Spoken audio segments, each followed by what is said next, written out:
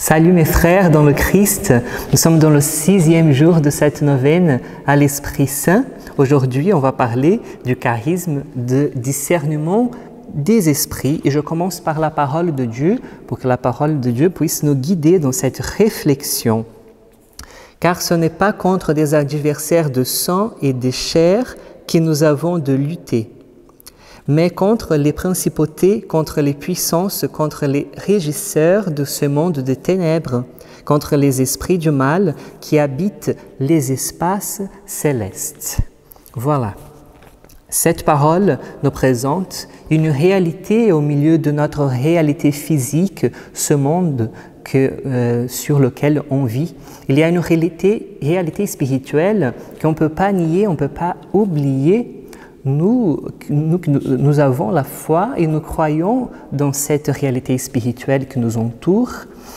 Donc, on ne peut pas du tout oublier qu'il existe une réalité spirituelle qui nous touche à chaque jour, à chaque moment de notre vie, dans de plusieurs situations. Donc, aujourd'hui, on va parler d'un charisme, justement, qui a dans sa base cette réalité spirituelle. C'est le charisme de discernement des esprits. Nous, on a tous besoin de ce charisme-là. Tout le monde. Surtout ceux qui prient, surtout ceux qui font partie des assemblées charismatiques, qui sont des groupes de prière, tous ceux qui sont dans la prière, on a besoin de savoir quel esprit inspire nos actions. Voilà, ça c'est la clé de la réflexion d'aujourd'hui. Quand on est dans une assemblée de prière, quand on a une inspiration, quand on a un mot de prophétie, une manifestation spirituelle, il faut savoir la racine de cette inspiration.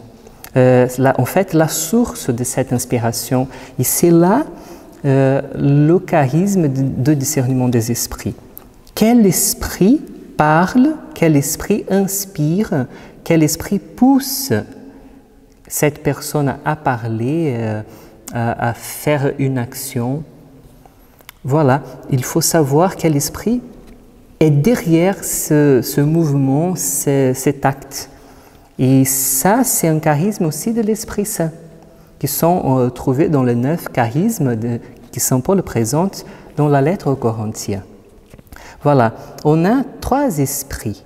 On a l'esprit humain, on a l'esprit de Dieu, c'est l'Esprit Saint, et on a l'esprit mauvais, le démon. Donc, dans les actions de chaque jour, surtout les moments de prière, il faut savoir quel esprit parle. Si c'est l'Esprit de Dieu qui nous inspire à une prophétie, ou une attitude, une action, mais si c'est l'esprit humain ou si c'est l'esprit mauvais. Et là, c'est dangereux pour nous, pour toute la communauté. Il faut donc laisser que l'Esprit Saint nous éclaire dans la prière et on va percevoir dans la prière, dans l'ambiance de la prière, quel esprit agit, quel esprit est derrière cette manifestation. Voilà l'importance de ce charisme qui nous donne des fruits. Par exemple, la paix, c'est un fruit de l'Esprit Saint. C'est le fruit du discernement des esprits. Si on ressent la paix, on est sûr que c'est l'Esprit de Dieu qui agit. Mais si on sent quelque chose de différent, si on a un mal à l'aise, peut-être que ce ne soit pas l'Esprit de Dieu en agissant, mais peut-être que ce soit même l'Esprit mauvais. Des fois, quand il y a l'Esprit humain, ça ne donne pas de fruits. Mais si ça, c'est l'esprit mauvais qui agit, vraiment donne de mauvais fruits. C'est comme l'Évangile nous dit, c'est par le fruit qu'on connaît l'arbre. Et voilà, c'est le charisme du discernement des esprits.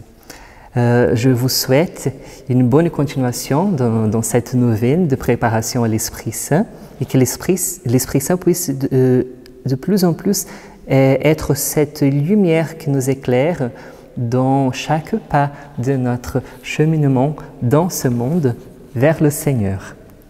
Merci.